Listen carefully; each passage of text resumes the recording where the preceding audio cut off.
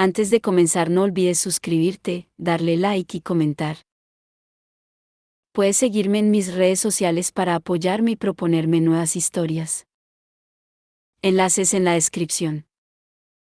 Cazadores de sombras. Las últimas horas. La cadena de espinas. De Cassandra Clare. Capítulo 22. Profunda malicia. Artífice del fraude, y fue el primero que practicó la falsedad bajo una apariencia santa. Una profunda malicia que ocultar, encerrada en la venganza. John Milton, El paraíso perdido. Lo último que deseaba hacer Cordelia la mañana siguiente era acudir a una reunión del instituto en la que se lanzarían acusaciones horribles contra los Gerondale.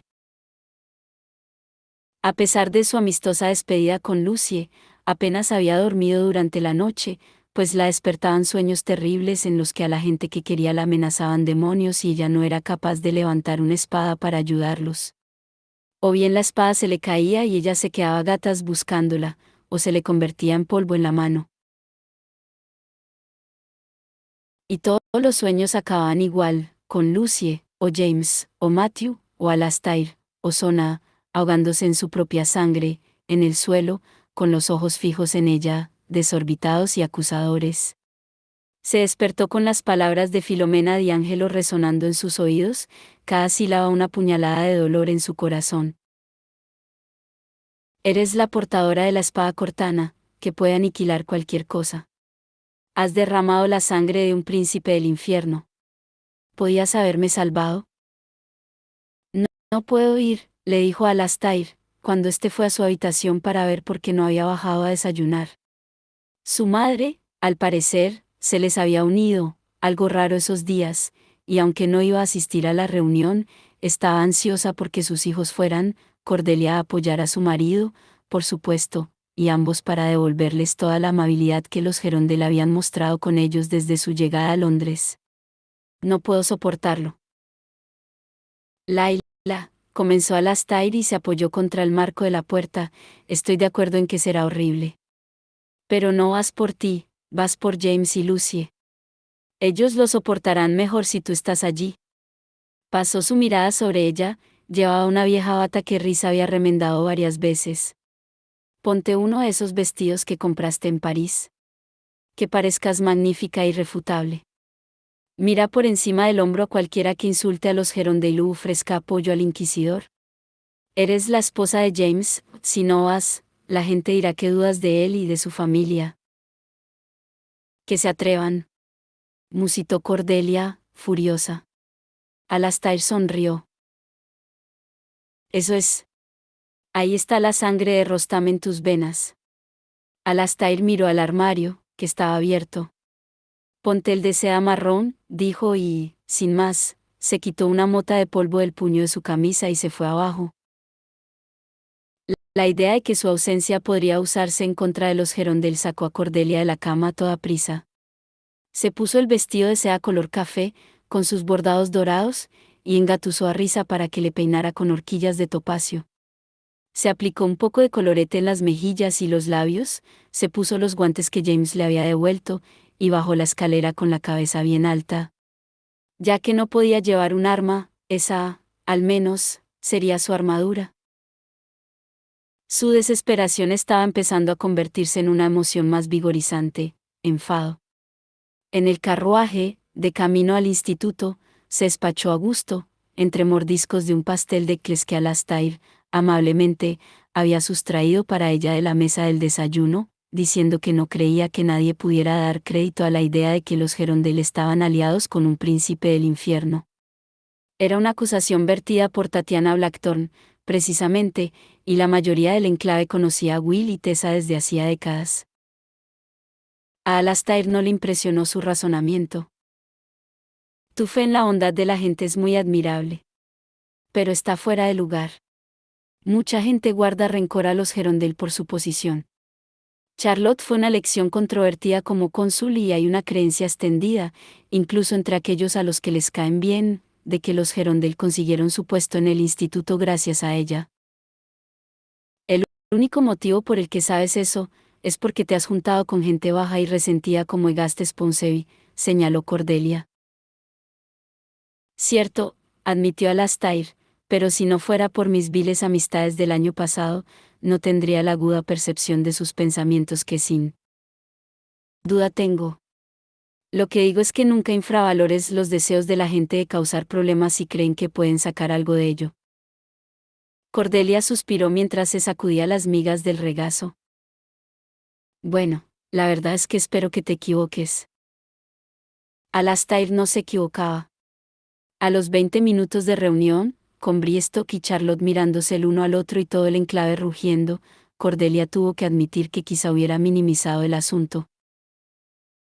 La reunión estaba teniendo lugar en la capilla, lo cual enturbió desde el primer momento el ánimo de Cordelia. Sobre el altar estaban Briestock, Charlotte y Will. El enclave llenaba los bancos. En cuanto llegaron, Cordelia había pasado la mirada por la estancia buscando a sus amigos, y en cuanto había podido, le había lanzado una mirada tranquilizadora a Lucy y a James, que estaban sentados en el primer banco con Tessa y Jessie. Todos los demás estaban allí también, hasta Anna, sentada, con aspecto serio y furioso, entre su padre y Ari. Cecily, suponía, debía de estar en la enfermería con Alexander. Como es evidente, lo ocurrido en Cornualles me ha afectado profundamente, declamó Briestock, y en combinación con las peticiones de Tatiana Blackthorne, debo decir que el fracaso a la hora de protegernos de Belial ha hecho tambalearse mi confianza en el liderazgo de los Gerondale. Lanzó una oscura mirada a Will. Ahora bien, no estoy necesariamente diciendo que estés aliado con demonios, añadió Briestock. Qué cumplido, comentó Will, con frialdad. Pero, continuó el inquisidor con suavidad, Tatiana Blackthorne ciertamente ha dicho una verdad, que Belial es el padre de Tessa. Una verdad que se nos ha ocultado a todos durante estos años. Bueno, añadió con un sarcástico gesto de cabeza hacia Charlotte, a casi todos. Esto quedó arreglado hace años, repuso Charlotte. Tessa es una cazadora de sombras de buena reputación, además de ser una bruja.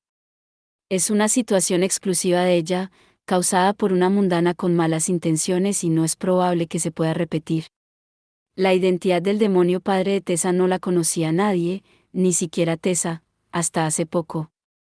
Y en cualquier caso, no creemos que los brujos estén aliados con sus padres demonios. Con el debido respeto, intervino Briestock, la mayoría de los padres demonios de los brujos son anónimos, demonios menores, no uno de los 9 príncipes. La mayoría de los cazadores de sombras nunca se han enfrentado a un príncipe del infierno. Pero yo sí, tronó, lo que hizo que Cordelia se sintiera molesta.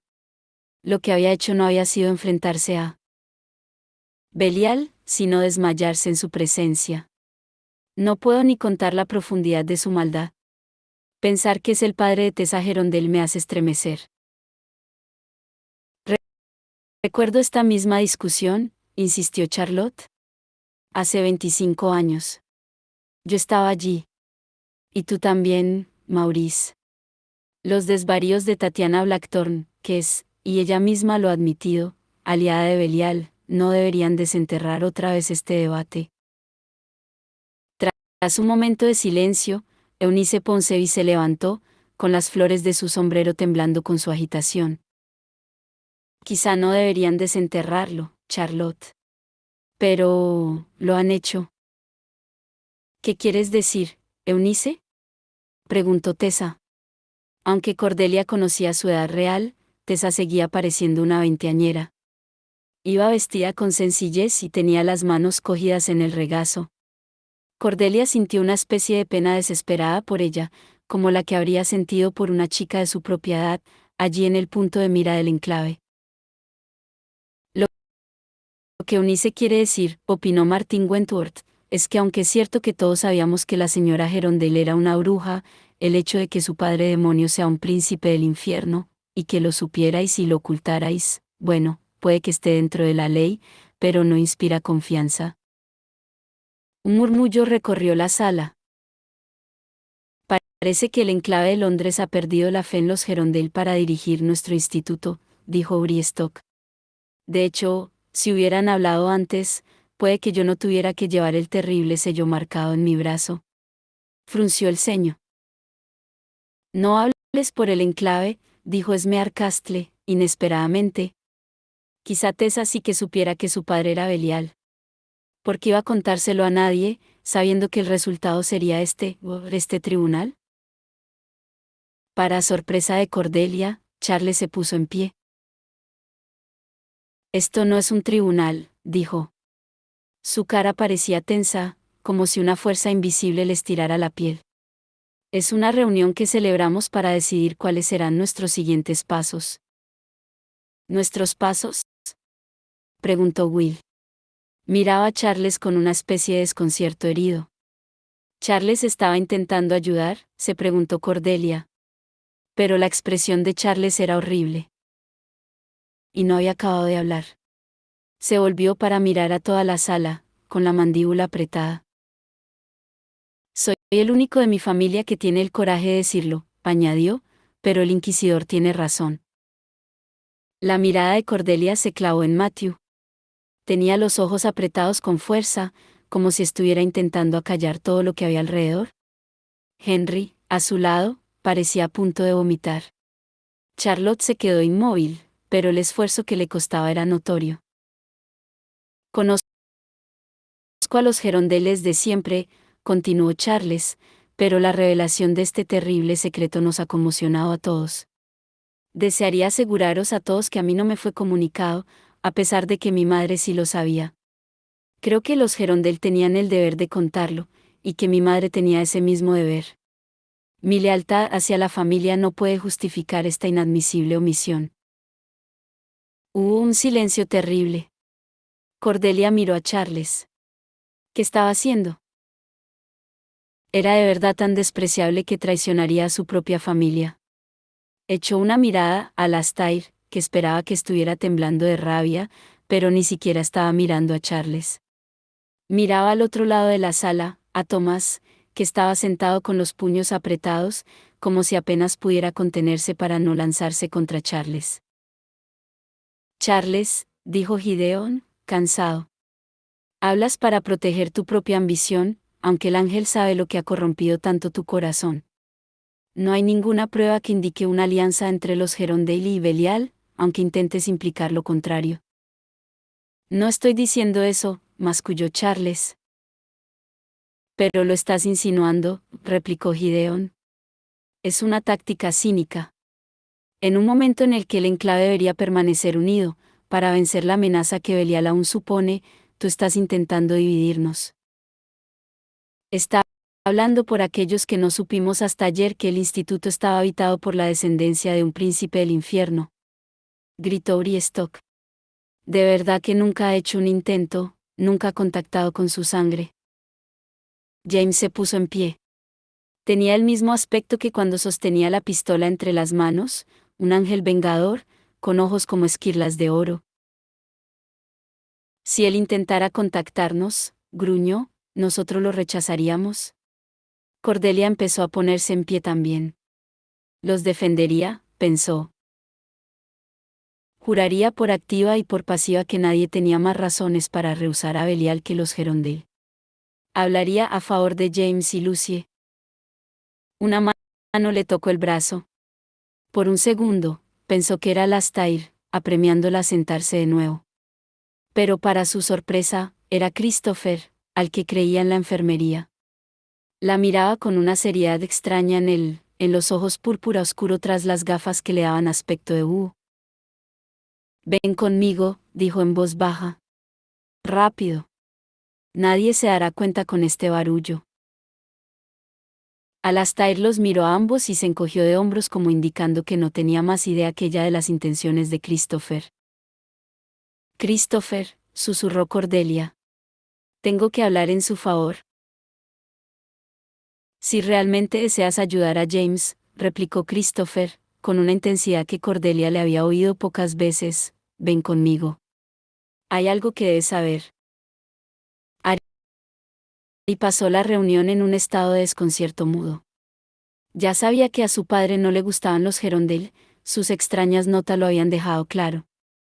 Sí, habían salvado Londres, y quizá todo el mundo de las sombras, pero para Maurice Briesto que esto solo los convertían en famosos a los que se les había recompensado con una posición acomodada.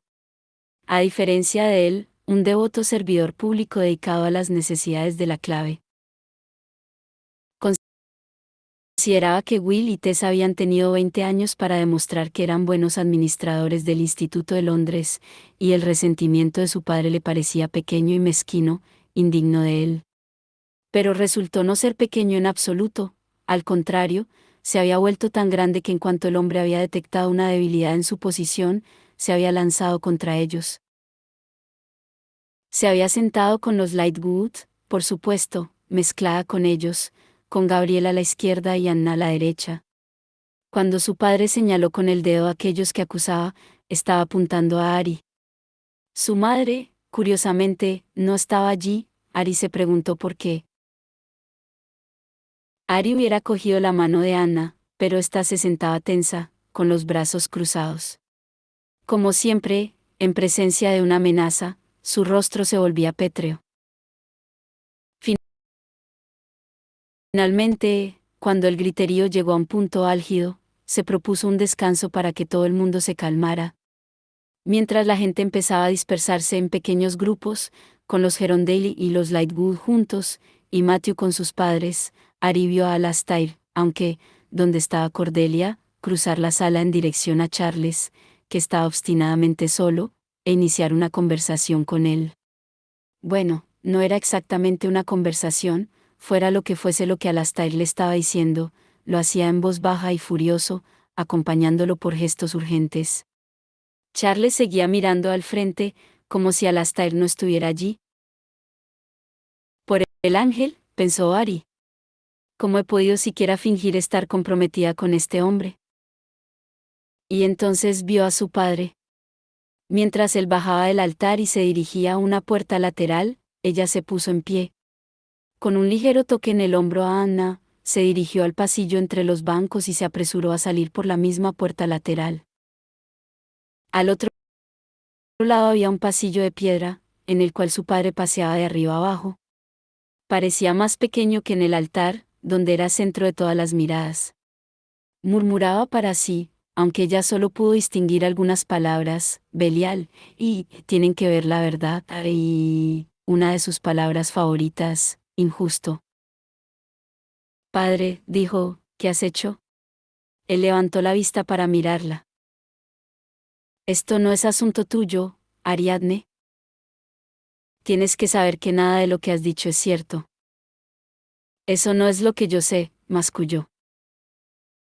Si hay falta de confianza en los Gerondale, es porque tú la has creado. Él sacudió la cabeza. Habría pensado que confiarías más en mí, repuso. No soy el villano de una obra de teatro donde los Gerondale son los héroes. Tessa Gerondale es hija de un demonio mayor. Y mintieron sobre ello. Ante los prejuicios, uno se protege, contestó Ari, con suavidad. No es algo que tú puedas entender. Will actuó para proteger a su mujer, James y Lucy para proteger a su madre. Contra el odio que tú estás esgrimiendo ahora mismo. Un odio que nace del miedo, de la creencia ciega de que la sangre que corre por las venas de Tessa y por las de sus hijos, importa más que cada acto de heroísmo o amabilidad que ha tenido. La cara del hombre se cerró en una expresión que mezclaba la furia con una especie de pena terrible.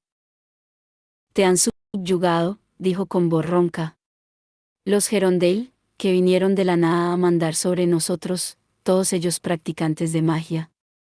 Y los Lightwood, hijos de Benedict, que era famoso por mantener relaciones con los demonios, hasta el punto de que eso acabó matándolo. Lo que quiera que estuviera torcido en su corazón sigue ahí, lo sabes, en la sangre de sus hijos y sus nietos. Incluyendo a esa medio mujer que te ha cogido bajo su ala. No hables así de Anna, replicó Ari con voz firme y calmada. Últimamente, me ha dado más muestras de amabilidad que cualquiera de mi familia. Te fuiste, dijo. Cogiste tus cosas, las cosas que te habíamos dado nosotros, y te fuiste a vivir con esa criatura Lightwood. Aún puedes volver, lo sabes. Su voz se había vuelto engatusadora. Si juras que no volverás a ver a esa gente. Los Gerondale, los Lightwood. Son un barco que se hunde. Sería inteligente por tu parte desembarcar mientras estás a tiempo. Ari negó con la cabeza. Nunca. Vas por un camino peligroso, le advirtió su padre, uno que acaba en desgracia. Si deseo salvarte es por amabilidad. ¿Amabilidad? Repitió Ari. ¿No amor? El amor que le debes a una hija. Una hija no es insolente. Una hija es obediente. Una hija se preocupa por sus padres, los protege. ¿Como James y Lucy están protegiendo a Tessa? Ari meneó la cabeza. No eres capaz de verlo, padre. El odio te ciega. Los Gerondale no son criminales. No son, por ejemplo, chantajistas. Fue una flecha lanzada a ciegas, pero Ari vio que hacía Diana. Su padre se estremeció y la miró horrorizado. La carta, musitó. La chimenea. No sé de qué me hablas, repuso Ari con suavidad. Solo sé una cosa. Cuanto más lejos lleves este asunto, padre, más estarás, tú también, bajo escrutinio. Asegúrate de poder sobrellevar ese escrutinio. La mayoría de los hombres no podrían. Grace temblaba sentada contra la pared de su celda. Se había envuelto en la manta de su cama, pero los temblores no paraban. Habían empezado aquella mañana, cuando el hermano Sakurai había entrado en su celda, tras el desayuno de gachas y tostada. Ella había notado su preocupación, y una pena que la había aterrado. En su experiencia, la pena significaba desprecio, y el desprecio quería decir que la otra persona se había dado cuenta de lo horrible que una era. El niño, murmuró, el hermano de Christopher. Está vivo y curado. Han encontrado a tu madre. Ahora está custodiada. Te lo habría dicho ayer por la noche, pero no quería despertarte. Como si hubiera podido dormir, pensó Grace. Se alegraba de que hubieran encontrado a Alexander, pero dudaba de que eso cambiara las cosas. Con Christopher. Ya lo había perdido, para siempre. ¿No le hizo daño? La runa que le puso le provocó graves quemaduras. Por suerte, estaba incompleta, y conseguimos cogerlo a tiempo. Le quedará una cicatriz. Es porque así murió Jessie, explicó Grace, como insensible. Cuando le ponían las runas. Es su idea de justicia poética. Sakurai no dijo nada, y Grace se dio cuenta con un estremecimiento de que él había ido a decirle algo más. Y entonces, con un horror enfermizo, se dio cuenta de que era ese algo más. Has dicho que mi madre estaba custodiada, dijo. ¿Quieres decir, que está aquí? ¿En la ciudad silenciosa? Él asintió con la cabeza.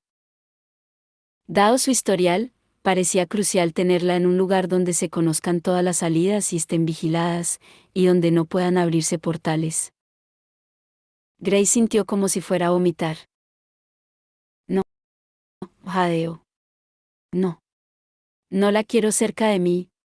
Me iré a cualquier otro sitio. Podéis encerrarme en cualquier otro sitio. Me portaré bien. No intentaré escaparme. Lo juro. Grace. Solo estará aquí una noche. Después, la trasladarán a las prisiones de Elgard, en Idris. ¿Sabe que estoy aquí? No parece saberlo. No ha dicho nada, contestó Sakurai. Y no podemos acceder a su mente. Obra de Belial, supongo. Encontrará la manera de llegar hasta mí, aseguró Grace, con voz apagada. Siempre lo hace. Alzó la cabeza. Tenéis que matarla, dijo. Y quemar el cuerpo. O nunca se detendrá. No podemos ejecutarla. Debemos averiguar lo que sabe. Grace cerró los ojos. Grace, te protegeremos. Yo te protegeré. Estás más segura aquí, protegida por nuestras salvaguardas, encerrada tras estas puertas. Y tu madre tampoco puede escapar de su celda. Ni siquiera un príncipe del infierno podría entrar en esa jaula. Grace había vuelto la cara hacia la pared. Él no lo entendía. No podía. Ella aún poseía su poder, así que aún era valiosa para su madre. De alguna forma, su madre la recuperaría. La ciudadela irredenta no había podido retenerla. Era una gran plaga oscura en la vida de Grace, y no podía estar separada de ella, igual que un veneno no puede estar separado del cuerpo al que ha envenenado. Al cabo de un rato, el hermano Sakaraya se había ido y Grace había tenido unas arcadas secas sobre su taza vacía de desayuno. Luego había cerrado los ojos, lo cual solo le había traído visiones de su madre, del bosque de Brocelind, la voz oscura resonando en sus oídos. Pequeña. He venido a darte un gran regalo. El regalo que tu madre pidió para ti. Poder sobre las mentes de los hombres. Grace. La voz vacilante era tan familiar como imposible. Grace, acurrucada en un rincón, alzó la mirada, e incrédula, vio a Christopher ante la puerta de barrotes de su celda. El tío Jem ha dicho que podía venir a verte. Dijo que no te encontrabas bien. Christopher, musitó ella. Él la miró, con la preocupación pintada en la cara. ¿Estás bien? No es nada, quiso decir ella. Quería forzar una sonrisa, no preocuparlo, porque sabía que a los hombres no les gustaba tener que preocuparse por las mujeres. Su madre se lo había dicho. Pero no pudo hacer que esa sonrisa apareciera. Se trataba de Christopher, con su honestidad contundente y su amable sonrisa. Christopher sabría que ella estaba mintiendo. Pensé que me odiabas, susurró. Pensé que no soportarías verme de nuevo, a causa de mi madre. Por lo que le ha hecho a tu familia. Él no se rió de ella, ni retrocedió, solo la miró directamente. Sospeché que pensarías algo así, dijo, pero Grace, yo nunca te he culpado antes por lo que tu madre hizo. No voy a empezar ahora. Lo que ha hecho es vil. Pero tú no eres vil. Tú has hecho las cosas mal, pero estás tratando de hacerlas bien. Y eso no es fácil. Grace sintió las lágrimas arderle dentro de los ojos. ¿Cómo eres tan sabio? No respecto a la ciencia, o a la magia. Respecto a la gente. Al oír eso, él sonrió. Soy un Lightwood. Somos una familia complicada. Ya te contaré algún día. Extendió una mano entre los barrotes, y Grace, inconmensurablemente aliviada de que fuera a ver algún día, tomó su mano. Era amable y cálida al contacto, con cicatrices de ácido icor, pero perfecta. Ahora quiero ayudarte en tu intento. Miró al fondo del pasillo. ¿Cordelia? Llamó. Es hora. Thomas sentía como el corazón se le hundía a cada minuto que pasaba de la reunión del enclave. No había esperado que fuera bien, pero tampoco que fuera así de mal. En cuanto Charles se posicionó en contra de su propia familia, el debate rápidamente se había convertido en un griterío.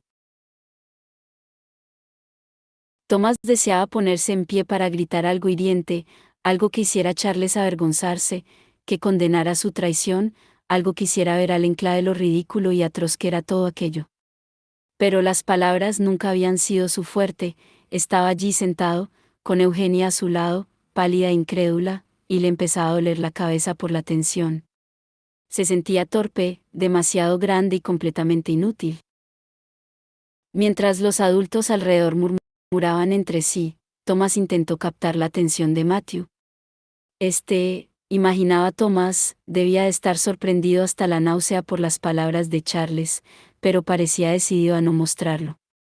Al contrario que James, o Anna, que permanecían sentados con expresión pétrea e inmóviles, Matthew se había echado hacia atrás en la silla como si estuviera posando para un dudoso artista parisino. Tenía los pies sobre el respaldo de la silla delantera y se examinaba los puños de la camisa como si contuvieran los secretos del universo. Matthew, date la vuelta, pensó Thomas con urgencia, pero su intento de comunicación a lo hermano silencioso falló. Fue Alastair quien volvió la cabeza, pero Thomas no podía verle la cara porque Walter Rosewaine se había puesto de pie, casi tirando, al hacerlo, el sombrero de su mujer, Ida, y había empezado a gritar, y para cuando se sentó de nuevo, Matthew se había levantado y se estaba yendo. Rápidamente, Thomas llamó la atención de James.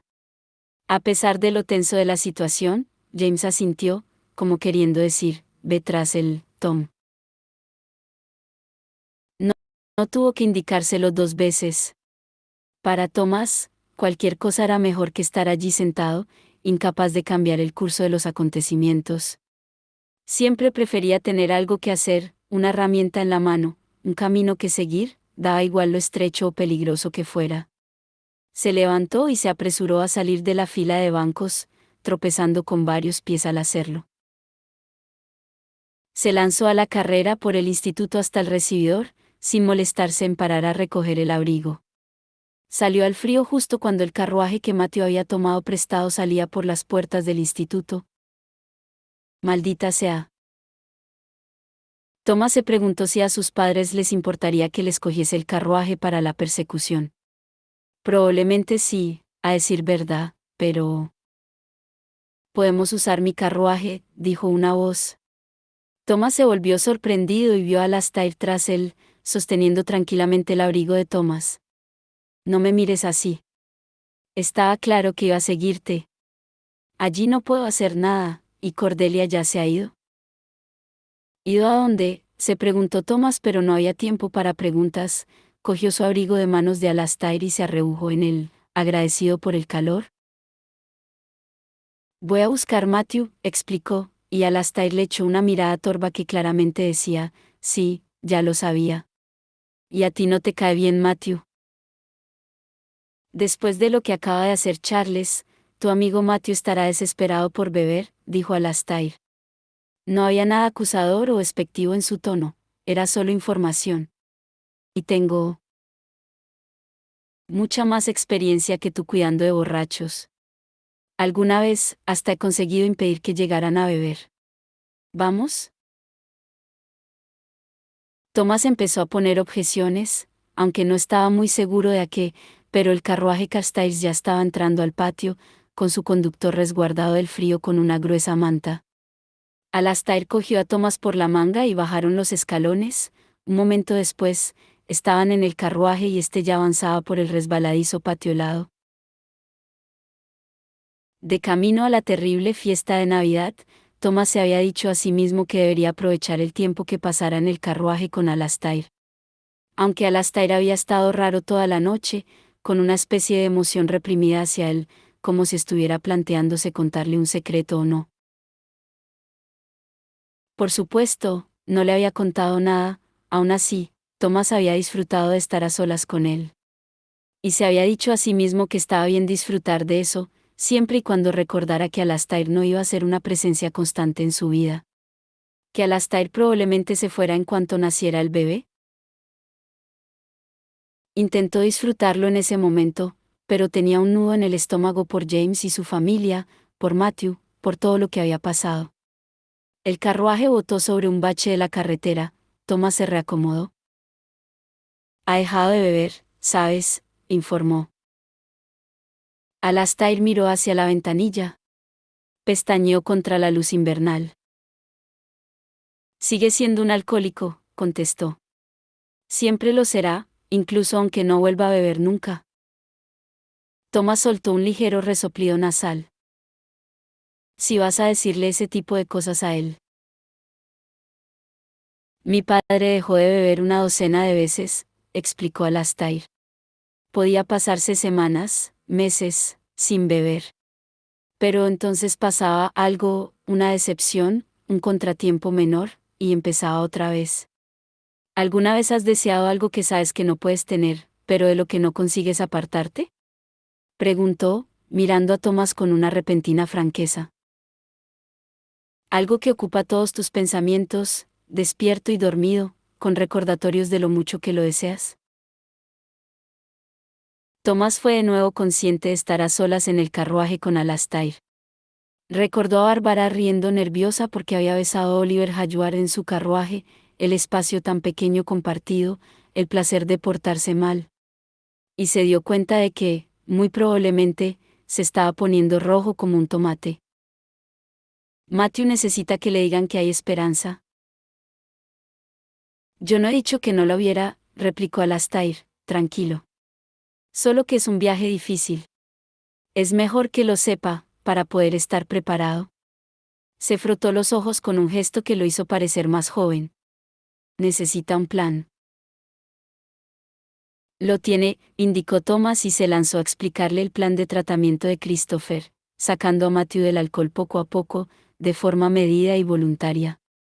Alastair lo escuchó con expresión pensativa. Podría funcionar, admitió, si Matthew sigue el plan. Aunque supongo que temes que no lo hará, dado que estamos persiguiéndolo con tal urgencia. Poco podía decir Thomas ante eso, y además ya estaban llegando a casa de Matthew. Dejaron el carruaje, se dirigieron escalera arriba y allí Thomas usó su llave para entrar al apartamento de Matthew, rogando al ángel que Matthew aún no hubiera hecho nada peligroso, autodestructivo o vergonzoso. Le sorprendió encontrar a Matthew sentado en un sofá ante el fuego, con una mano en la cabeza de Oscar, las piernas cruzadas y leyendo una carta. Miró calmado a Thomas y a Alastair irrumpiendo en su piso.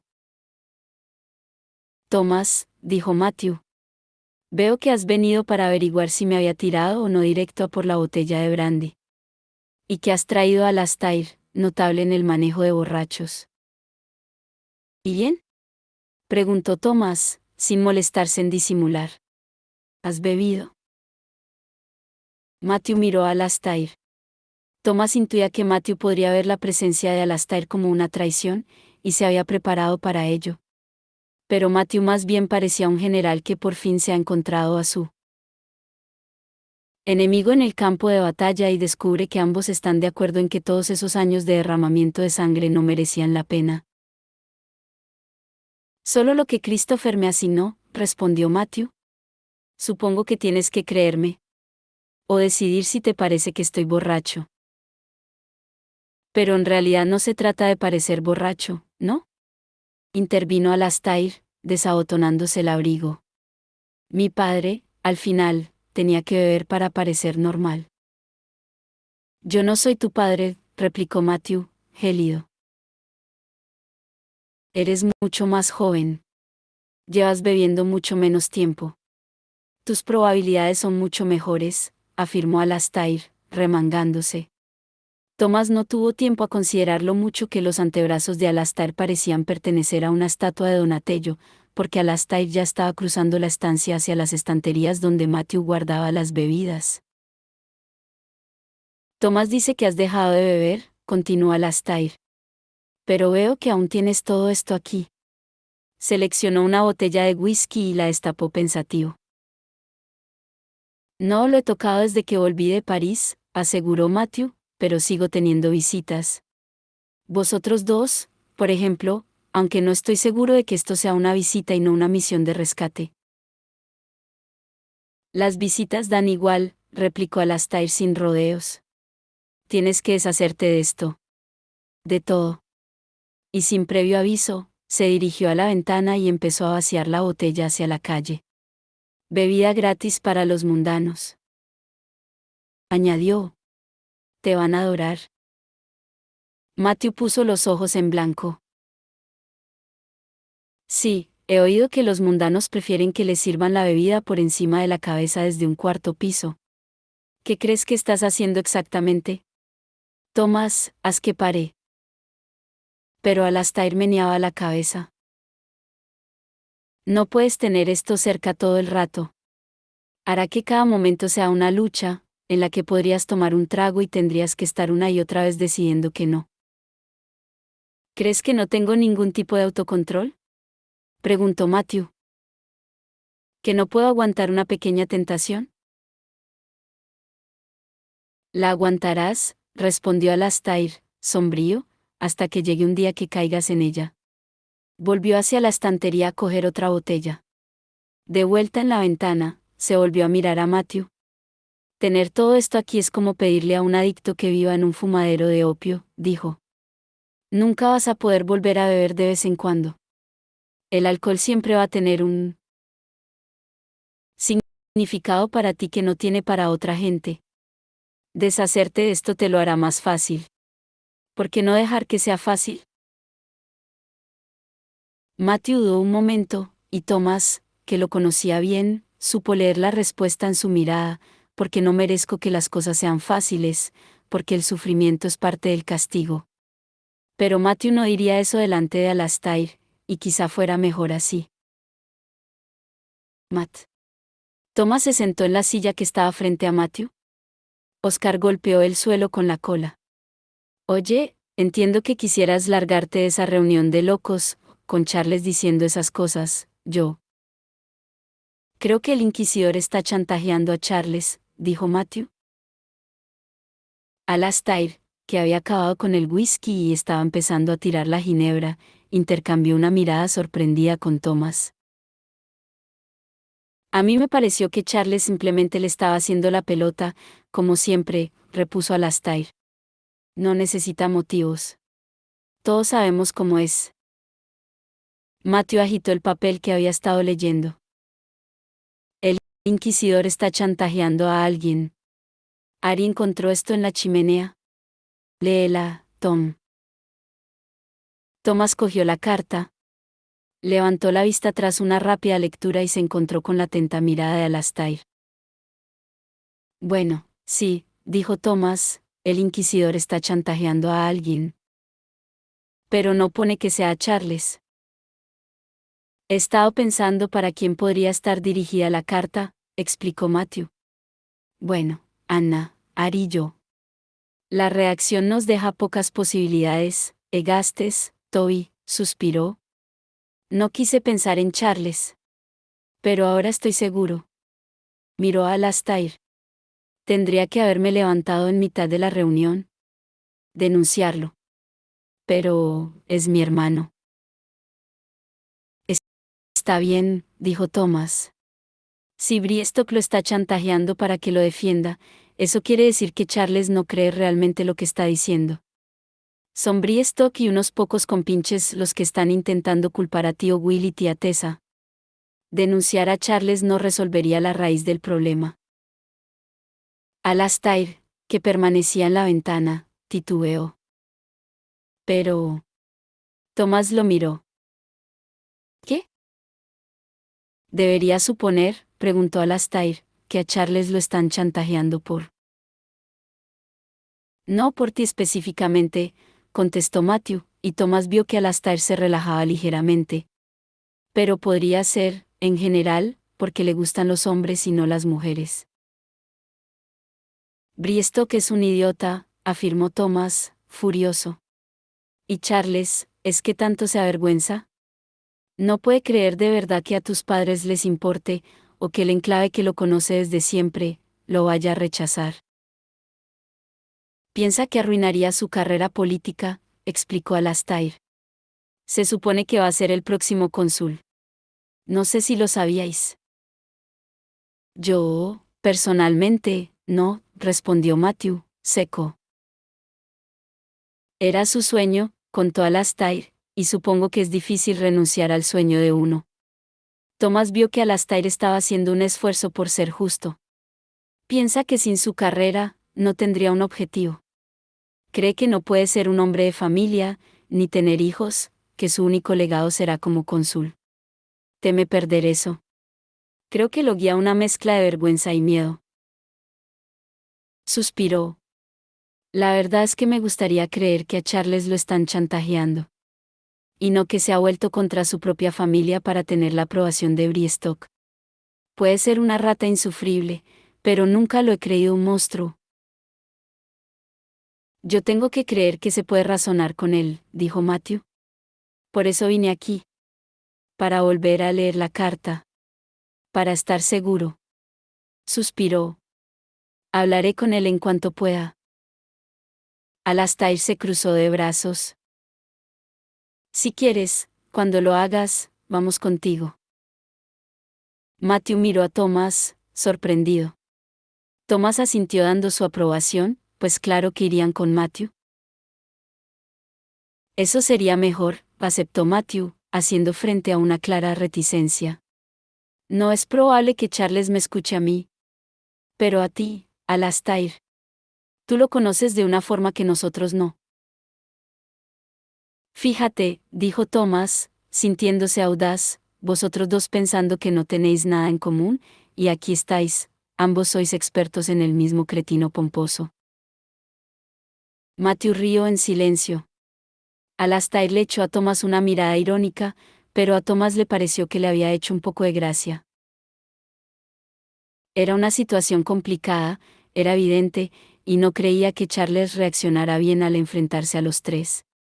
Pero si podía unir a Matthew y a Alastair, quizá otro milagro fuera posible.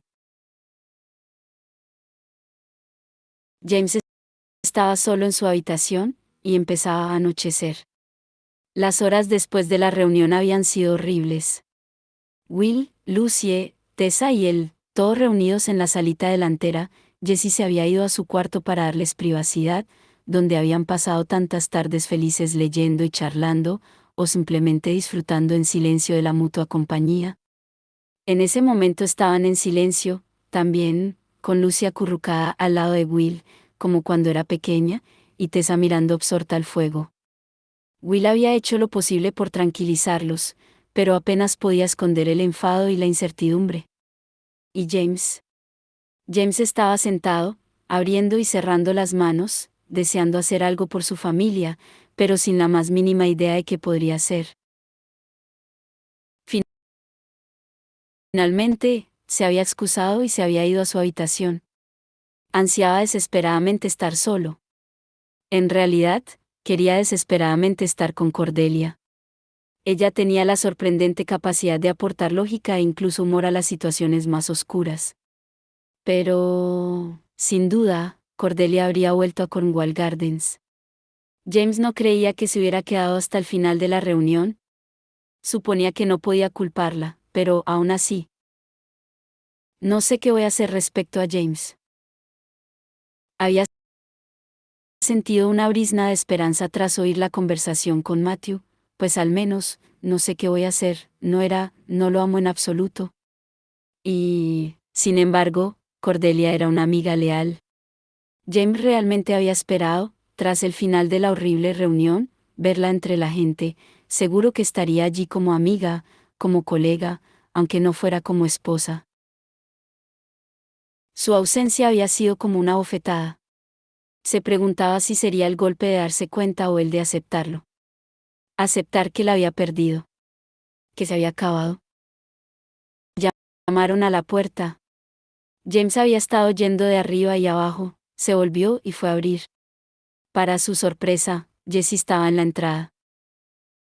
Vino un mensajero a dejar esto, dijo, tendiéndole un papel doblado.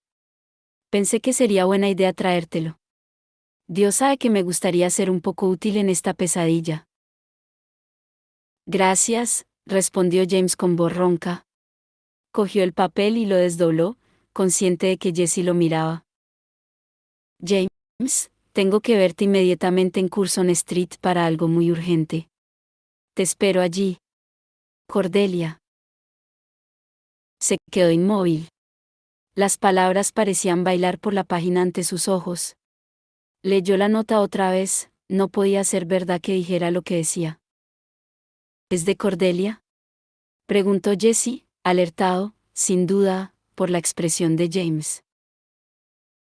James cerró la mano sobre la nota, haciendo una bola de papel. Sí, contestó. Quiere verme en Curzon Street. Inmediatamente. Esperaba que Jessie le dijera algo del toque de queda, o de que debería permanecer en el instituto con su hermana y sus padres, o sobre el peligro que acechaba en las oscuras calles de Londres. Pero Jessie no dijo nada de esto. Bueno, asintió, y se hizo a un lado, pues mejor vete, ¿no? Lucy había llamado varias veces a la puerta de Jessie, antes de que éste le abriera. Cuando lo hizo, quedó claro que se había quedado dormido vestido, estaba descalzo, con la camisa arrugada y el pelo hecho un desastre. Lucy se apoyó cansado contra el marco de la puerta. No es que no me alegre de verte. Pero supuesto que tus padres te necesitarían esta tarde. Lo sé, repuso ella. Y ya he estado un poco con ellos, pero se encogió de hombros. Se han ido a la cama. Creo que tenían ganas de estar solos. No es que quisieran deshacerse de mí, pero tienen su pequeño mundo privado, y de vez en cuando se retiran a él. Supongo que es así con todas las parejas, añadió, encontrando este pensamiento bastante sorprendente, incluso aunque sean muy mayores y tus propios padres. Jessie rió con suavidad y meneó la cabeza. No creí que nada pudiera hacerme reír esta noche, pero tú tienes ese don. Lucy cerró la puerta tras ella. La habitación estaba fría, una de las ventanas no estaba cerrada del todo. La cama de Jessie estaba cubierta de papeles, los papeles de Chiswick de su madre, y sus propias notas garabateadas sobre cómo descifrarlos. No puedo evitar sentir que esto es un poco culpa mía, dijo Jessie. Como si os hubiera traído mala suerte. Esta información sobre Belial había sido desconocida para el enclave durante mucho tiempo, y entonces, justo llego yo. Esos acontecimientos no están conectados, afirmó Lucy. Tu madre no le contó a todo el mundo lo de mi abuelo demonio por culpa tuya, sino porque nos odia. Siempre nos ha odiado. Y porque Belial decidió que era el momento de que se supiera, añadió. Siempre dices que sigue las órdenes de Belial. No al revés. Lo que me pregunto, dijo Jessie, es, ¿qué saca el de que todo el mundo conozca el parentesco con tu madre? ¿Por qué ahora? Lucy juntó las manos para calentárselas. Llevaba un sencillo vestido de té, y el frío que entraba por la ventana abierta estaba haciéndola temblar. Jessie, pidió, me gustaría que me rodearas con los brazos. Una luz brilló en los ojos verde oscuro del chico. Apartó la vista con rapidez. Sabes que no podemos, le recordó él. Supongo que si me pongo los guantes.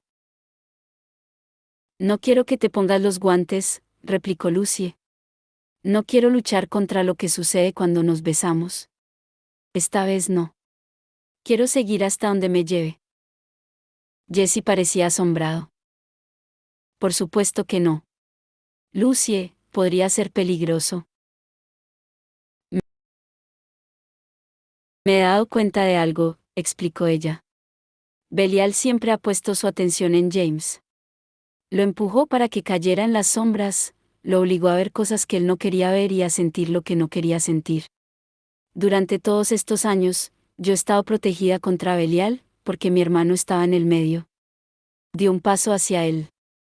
Jessie no se apartó, aunque permaneció rígido, con las manos a ambos lados del cuerpo. Ahora James no puede ver a Belial.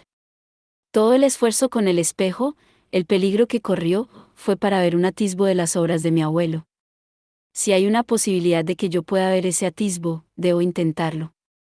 No puedo dejar que mi hermano cargue con todo el peso. Quiero decir que no, repuso Jessie, con voz ronca, pero si lo hago, lo intentarás de otra forma, ¿no? Y ni siquiera estaré para protegerte. Deja que ambos nos protejamos el uno al otro, sugirió ella, y lo rodeó con los brazos. Él se tensó pero no la apartó. Ella le echó los brazos al cuello y lo miró. Miró el nuevo moratón de la mejilla, el pelo despeinado. Nunca lo tenía así cuando era un fantasma. Siempre iba perfectamente arreglado, ni un pelo fuera de lugar. Ni un rasguño en su piel pálida como el papel. Ella no se había imaginado que sería mucho más guapo estando vivo, como la diferencia entre una rosa viva y una hecha de porcelana o cristal. El cuerpo de él era cálido al contacto. Lucie se puso de puntillas y le besó el moratón de la mejilla. Con suavidad, para que no le doliera, pero él emitió un sonido bajo y alzó los brazos para rodearla con ellos. Y fue celestial. Él era cálido y olía a jabón y a Jessie. Lana, tinta, aire de invierno. Ella se acurrucó contra él y le besó la mandíbula. Como experimento era delicioso, pero... No ha pasado nada, dijo ella, pasado un momento. Habla por ti, murmuró Jessie. En serio. No me siento como si me fuera a desmayar, explicó ella, y alzó la barbilla. Quizá necesitemos tocarnos con más intensidad. Podría ser más que el simple contacto. Podría ser, el deseo. Le puso la mano en la mejilla, los ojos de él se oscurecieron. Bésame. ¿Había pensado que él protestaría? No lo hizo. Cerró los ojos antes de besarla, y ella sintió cómo tomaba aire. Había temido que pareciera algo distinto a un beso real, como un experimento o un examen. Pero los labios de él en los suyos borraron cualquier autoconciencia o pensamiento. Empezaba a tener práctica en besarla, sabía que le gustaba, donde era más sensible, donde quedarse y donde presionar. Ella separó los labios, acariciándole el cuello mientras la lengua de él se adentraba en la suya. No era solo su cuerpo, sino su mente y su alma, las que estaban perdidas en el beso, perdidas en Jessie. Y entonces empezó a caer. Se agarró a la sensación del cuerpo de Jessie contra el suyo como a un faro en una tormenta, algo que la anclase. La visión se le oscureció. Le pareció estar en dos partes a la vez, en el instituto, besando a Jessie, y en algún lugar entre dos mundos, un lugar donde los puntos de luz daban vueltas a su alrededor, mezclándose como el color en una paleta. Los puntos de luz empezaron a hacerse más nítidos. No eran estrellas, como había pensado, sino granos de oscura arena dorada. Giraban, movidos por un viento invisible que casi escondía lo que había frente a ella. Muros altos. Torres que llegaban hasta el cielo, brillantes como el cristal. Las torres de los demonios de Alacante, estaba viendo Idris. Se alzaban grandes puertas forjadas de plata y hierro, estaban cubiertas con unas extrañas inscripciones, como marcas hechas en una caligrafía desconocida. Vio una mano, grande y blanca. No era la suya, era enorme, inhumana, como la mano de una estatua de mármol. Se posó contra las puertas y en la mente de Lucy aparecieron unas rudas palabras. Kale Saktar. Un sonido afilado y desgarrador. Le pasaban imágenes por la cabeza, un búho con brillantes ojos naranjas, un sello, como el de Belial, pero con algo extrañamente diferente, la estatua de un ángel que sostenía una espada, de pie ante una serpiente moribunda. El rostro de Belial, mirándola, la boca extendida en una sonrisa, los ojos del color de la sangre. Con un jadeo, Lucy apartó la vista. La luz parpadeó y se apagó, estaba de vuelta en la habitación de Jessie, él la sujetaba, con una mirada de pánico. «Lucie», gritó él. Y Lucie notó los dedos del tenso sobre sus brazos. «¿Estás bien? ¿Has podido ver algo?», susurró ella. «Sí, sí que he podido, pero no sé, Jessie. No sé lo que significa».